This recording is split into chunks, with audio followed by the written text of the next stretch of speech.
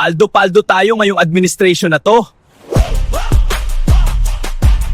Tama, bawing-bawin tayo ngayon dahil noon kay Duterte yari tayo.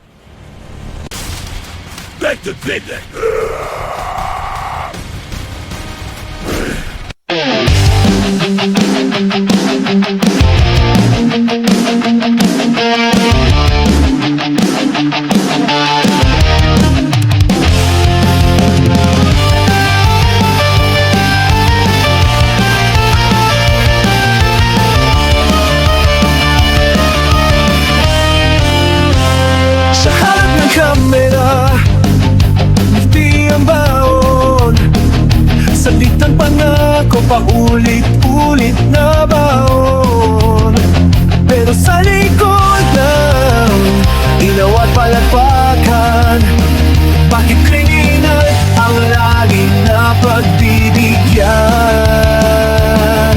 Mga magnanakaw, muling pinalaya kasaysayan, binura katotohan na pinatay na. Abang hirap patuloy na nagdurusa, ang hustisya tiyabula, pipiyabingin na.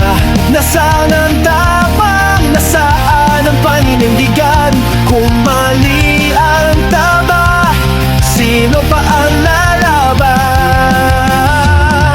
Bongbong, kanino ang Pilipinas?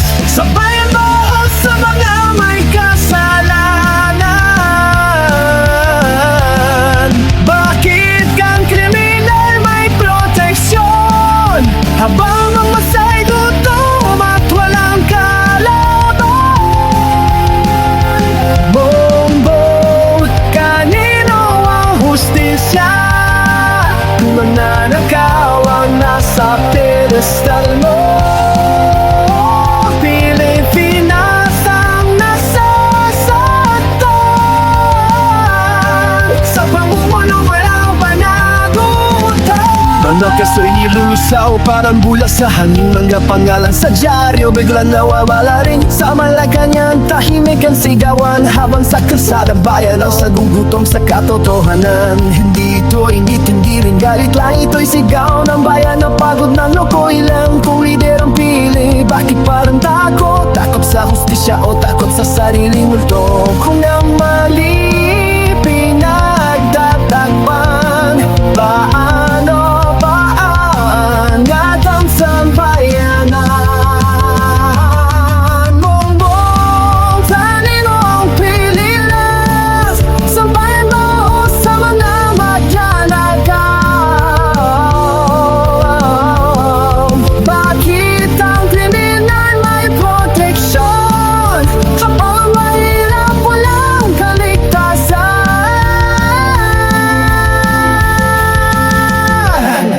Bongbong, kanino ang hustisya?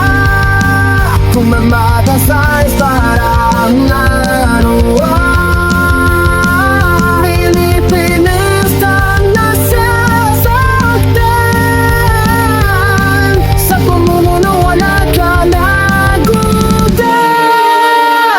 Hindi kami bulag, hindi kami pipi. Kahit anong bibigyan, alam namin ang sisi. Ang kasaysayan may sariling tinig, at ang bayan gigising kahit pinitin mo patulugin.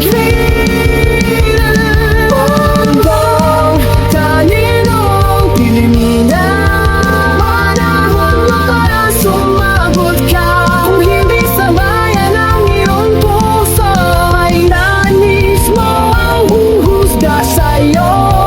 Ito'y awat ng dalit, awit ng pagkasta.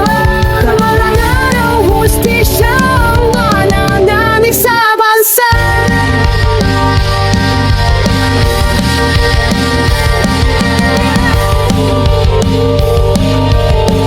Paldo-paldo tayo ngayong administration na to.